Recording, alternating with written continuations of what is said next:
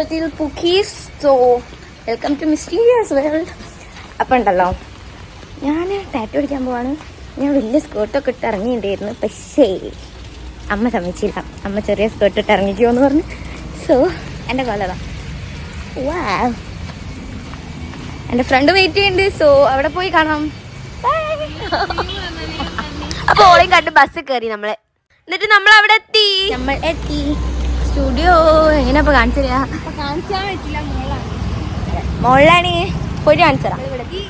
Shop തുറന്നിട്ടില്ല. മൂഞ്ചലേ. ഓ, നല്ല body കണ്ടോ.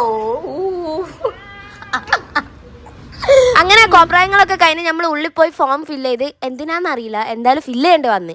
ചിലപ്പോൾ ടാറ്റു ചെയ്യാൻ പോയിട്ട് എന്തെങ്കിലും പറ്റിക്കഴിഞ്ഞാൽ ലൈനേ ഇരിക്കും. എന്തായാലും ടാറ്റു ചെയ്യാൻ വേണ്ടിയിട്ട് ഫോമൊക്കെ ഫില്ല് ചെയ്തു. പിന്നെ സമ്മതപത്രം കൊടുക്കേണ്ടി വന്നു, വേറെന്ത്. അപ്പോൾ ഈ ടാറ്റു ആർട്ടിസ്റ്റ് നല്ല കമ്പനിയാണ്, നല്ല വൈബാണ്. അപ്പോൾ അടിപൊളിയാണ്. അമ്മ ഞാൻ ഇങ്ങനെ എക്സൈറ്റ്മെന്റിൽ എനിക്ക് എന്ത് ചെയ്യണം. അപ്പോൾ നമ്മൾ ടാറ്റു ചെയ്താൽ എവിടെ അടിക്കേണ്ടതെന്ന് ഡിസ്കസ് ചെയ്യായിരുന്നു ആ ടൈമിൽ. I was pretty excited. ഇനി നമ്മളെ ടാറ്റു ആർട്ടിസ്റ്റ് നമ്മളെ ടാറ്റുവിൻ്റെ കഴിവ് തെളിയിക്കാൻ പോവാണ്. കഴിവേറിയല്ല, എന്നാലും ആണ്. പറഞ്ഞു പേടിപ്പിക്കാൻ എന്തിരിക്കുന്ന ധൈര്യമുള്ള ആൾക്കാർ പറഞ്ഞാൽ പോലും പേടിക്കൂല. ഓ, ഇതൊക്കെ കാണും നല്ല രസമുണ്ടായിരുന്നു കേട്ടോ ഗൈസ്. എങ്ങനെയുണ്ട്?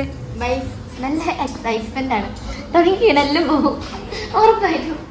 തുടങ്ങിയപ്പോൾ എനിക്ക് വലിയ കുഴപ്പമായിട്ട് തോന്നിയില്ല കേട്ടോ. എനിക്ക് പെയിനെ അറിഞ്ഞില്ല. തുടങ്ങിയപ്പോൾ ഞാൻ അറിഞ്ഞിട്ടും കൂടിയില്ല ടാറ്റു അടിക്കുന്നുണ്ട് കേട്ടോ.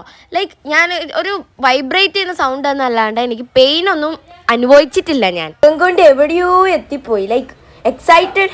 Pretty easy. ലൈക്ക് ഞാൻ ഉറങ്ങിപ്പോയതാ, കണ്ടോ? ഞാൻ ഉറങ്ങിപ്പോയി. ആ ഇത് പെയിൻ ഇല്ലാത്തതുകൊണ്ട് നമുക്ക് ഉറങ്ങാലോ. അപ്പോൾ ഉറങ്ങിപ്പോയി. അങ്ങനെ എന്നെ കുത്തി എണീപ്പിച്ച് പറഞ്ഞ് ഇരുന്നിട്ട് ചെയ്യാന്ന് പറഞ്ഞ്.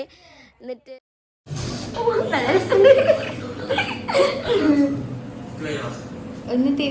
ഇതൊക്കെ കഴിഞ്ഞപ്പോ ഇനി അടുത്തൊരു ടാറ്റും കൂടി അടിക്കാന്ന് വിചാരിച്ചു. സെക്കൻഡ് ടാറ്റു കൊലപാതകി വെക്കാന്നാണ് പറയുന്നത് കേട്ടോ. ഫസ്റ്റത്തെ വേനായില്ല, അപ്പൊ സെക്കൻഡത്തെ വേനാക്കാനുള്ള പ്ലാൻ. അതുകൊണ്ട് ഇങ്ക് മാറ്റി റെഡിലാണ് ചെയ്യുന്നത്. എന്താണ് ഇവളെ പറ്റി എന്താ പറയാനുള്ളത്? മീൻസ് ടാറ്റു അടിച്ച ആൾക്കാർ ഒരു ചെറിയ കുട്ടി എന്നുള്ളതില്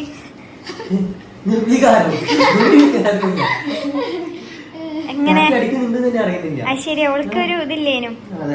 പിന്നെ എങ്ങനെ അവള് അനങ്ങാതെ നിന്നൊക്കെ തന്നോ? നല്ല അഭിപ്രായം. ഇതൊന്നും പറഞ്ഞു പറയിപ്പിക്കുന്നതല്ല കേട്ടോ.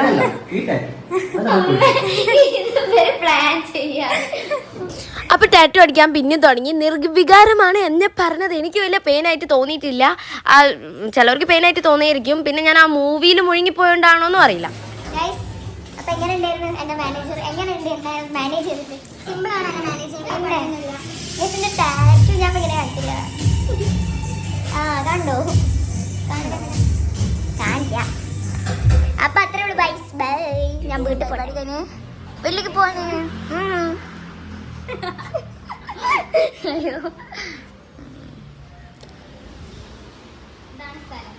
ഇതാണ് സ്ഥലം. അപ്പോഴാണ് നമുക്ക് ഓർമ്മ വന്നത് ആ സ്റ്റുഡിയോ ഒന്ന് കാണിച്ചു തരാമല്ലോ. സ്റ്റുഡിയോ ഫുൾ അടിപൊളി, സേഫ്റ്റിയും സെക്യൂറും ആണ്. ആൻഡ് ടാറ്റൂൻ്റെ എക്സ്പീരിയൻസ് വാസ് നൈസ്. അപ്പം നമ്മൾ വീട്ടിലേക്ക് തിരിച്ചു പോവല്ലേ? യെസ്. അപ്പം നമ്മൾ പോവണേ. ബൈ. പോവാണെന്ന് വിചാരിച്ച് ഇറങ്ങി. പക്ഷെ ആ വഴിക്ക് നമ്മൾ മന്തി കഴിക്കാൻ പോയി. കാരണം നമ്മൾ രാവിലെ മുതൽ അവിടെ ടാറ്റു അടിക്കുകയാണ്. അപ്പം 4 മണിക്കാണ് ടാറ്റു അടിച്ച് കഴിഞ്ഞത്. ഫുഡൊന്നും കഴിക്കാത്തതുകൊണ്ട് നമ്മൾ പോയി മന്തി അടിച്ചു. മന്തി എങ്ങനെ പറഞ്ഞാലും എന്നെ കുറേ പേടിപ്പിക്കാൻ നോക്കി ഇന്നത്തെ ദിവസം. ഞാൻ ഭയങ്കര ടയേർഡായിട്ടുണ്ട്. But I am very happy that എൻ്റെ ഈ കൊല്ലത്തെ മാനിഫെസ്റ്റ് ആയിരുന്നു എനിക്ക് ഈ കൊല്ലം ടാറ്റു അടിക്കണമെന്ന്. അത് നടന്നു. സോ അത്രേ ഉള്ളൂ. ഞാൻ വീട്ടിൽ പോകണേ.